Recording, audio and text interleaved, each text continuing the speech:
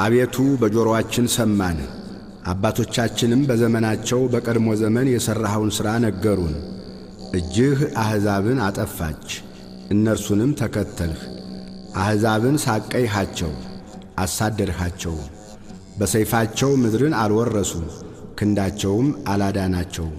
ቀኝህና ክንድህ የፊትህም ብርሃን ነው እንጂ ወድሃቸዋልና። አምላኬና ንጉሴ አንተ ነህ። ለያዕቆብ መድኃኒትን እዘዝ። በአንተ ጠላቶቻችንን እንወጋቸዋለን፣ በስምህም በላያችን የቆሙትን እናዋርዳቸዋለን።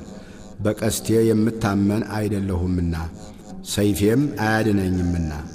አንተ ግን ከጠላቶቻችን አዳንኸን፣ የሚጠሉንንም አሳፈርሃቸው። ሁልጊዜ በእግዚአብሔር እንከብራለን፣ ስምህንም ለዘላለም እናመሰግናለን። አሁን ግን ጠላሃን፣ አሳፈርኸንም። ከሰራዊታችንም ጋር አትወጣም፣ ከጠላቶቻችንም ፊት ወደ ኋላችን መለስኸን። የሚጠሉንም ተነጣጠቁን፣ እንደ በጎች ሊበሉን ሰጠህን። ወደ አሕዛብም በተንኸን፣ ሕዝብህን ያለ ዋጋ ሰጠህ። በመለወጣቸውም ትርፍ የለም።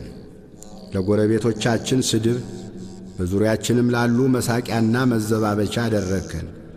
በአሕዛብ ዘንድ ምሳሌ፣ በሕዝብም ዘንድ የራስ መንቀሳቀሻ አደረግከን። ጉስቁልናዬ ሁልጊዜ በፊቴ ነው፣ የፊቴም እፍረት ሸፈነኝ። ከሚሳደብና ከሚላገድ ቃል የተነሣ ከጠላትና ከቂመኛ ፊት የተነሣ ነው። ይህ ሁሉ በእኛ ላይ ደረሰ፣ አልረሳሃንም። ኪዳንህንም አልወነጀልንም። ልባችን ወደ ኋላው አልተመለሰም፣ ፍለጋችንም ከመንገድህ ፈቀቅ አላለም። በክፉ ስፍራ አዋርደህናልና፣ በሞት ጥላም ሰውረህናልና። የአምላካችንን ስም ረስተንስ ቢሆን እጃችንንም ወደ ሌላ አምላክ አንስተንስ ቢሆን እግዚአብሔር ይህንን አይመረምርም ነበርን?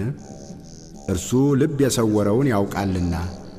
ስለ አንተ ሁልጊዜ ተገድለናል፣ እንደሚታረዱም በጎች ሆነናል። አቤቱ ንቃ፣ ለምንስ ትተኛለህ? ተነስ፣ ለዘወትርም አትጣለን። ለምንስ ፊትህን ትሰውራለህ? መከራችንንና ችግራችንንስ ለምን ትረሳለህ? ነፍሳችን በመሬት ላይ ተጐሳቁላለችና ሆዳችንም ወደ ምድር ተጣብቃለችና። አቤቱ ተነስና እርዳን፣ ስለ ስምህም ተቤዠን።